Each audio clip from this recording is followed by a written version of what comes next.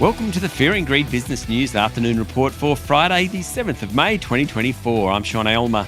Every afternoon, we've got the 5 stories that happened today that you need to know about. Story number 1, the local share market closed down almost 1% today to 7,814 points, ending a pretty topsy-turvy week. For the full week, the market was up almost 1%.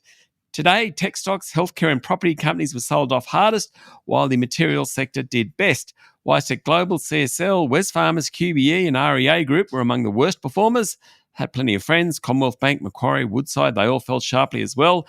The big miners were the best on the back of solid iron ore prices, reflecting hopes that the Chinese government will do more to help that country's struggling property sector. Story number 2, opposition leader Peter Dutton's budget response last night has focused on alleviating the housing crisis and slashing migration. Mr. Dutton wants to reduce permanent migration by a quarter to about 140,000 a year, cut refugee arrivals by a third and ban foreign investors and temporary residents from buying established homes for 2 years. The goal, he says, is to free up 100,000 properties and restore the dream of home ownership. Reducing the excessive number of foreign students at metropolitan universities would alleviate pressures on the rental market. The reply was criticised by the government and several other sectors. The government pointed out that new immigration is important, and in fact, less than 5,000 homes are sold to foreigners annually. What the budget reply speech really shows is that the next election will be fought, in part, on the housing crisis. Story number 3, regional lender Bendigo Bank's share price jumped 8% today, even though profit was lower for the 10 months to the end of April. The good news is that credit expenses remain at low levels, and its net interest margin, the difference between what it earns on loans and pays on deposits, came in at 1.87%. That's actually higher than it was and higher than the big 4 banks who are being squeezed. Also today, the suspension of Star Entertainment's Queensland casino licences was lengthened until December this year, subject to the outcome of the Bell inquiry in New South Wales into the gaming group. Story number 4, if you were struggling to text someone this morning using Apple's messaging service iMessage, you weren't alone. The system suffered an outage, with users across Australia reporting they were unable to send messages. More than 500 Australian users reported issues with iMessage on outage website Down Detector. There were complaints across social media, not just from here, but from the US as well, according to a report in the Sydney Morning Herald.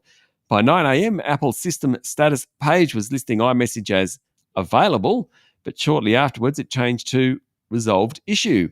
According to the page, the issue occurred from 7:49 a.m. to 8:35 a.m.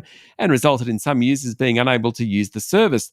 No further details were given. Remember, earlier this week, some iPhone users complained that years-old photos they believed they had deleted were reappearing on their devices in a bug seemingly related to the new iOS 17.5 update. And story number 5, Chinese President Xi Jinping and Russian leader Vladimir Putin have pledged to intensify cooperation against US containment of their countries as they warned of growing nuclear tensions between rival powers. Putin and Xi accused the US of planning to station missile systems around the world that pose a direct threat to the security of Russia and China in a joint declaration after more than 2 hours of talks in Beijing. They agreed to tighten coordination, including between their militaries, against what they called Washington's destructive and hostile course. According to Bloomberg, the two leaders also warned of increasing strategic risks from spiralling tensions between nuclear powers. They accused the US of seeking to violate the strategic nuclear balance to gain a decisive military advantage. That's it for the afternoon report for Friday, the 17th of May, 2024. Don't forget to hit follow on the podcast and find Fear and Greed on LinkedIn, Instagram, X, TikTok and Facebook. Join Michael Thompson and I tomorrow morning for the Weekend Fast 5. I'm Sean Aylmer. Enjoy your evening.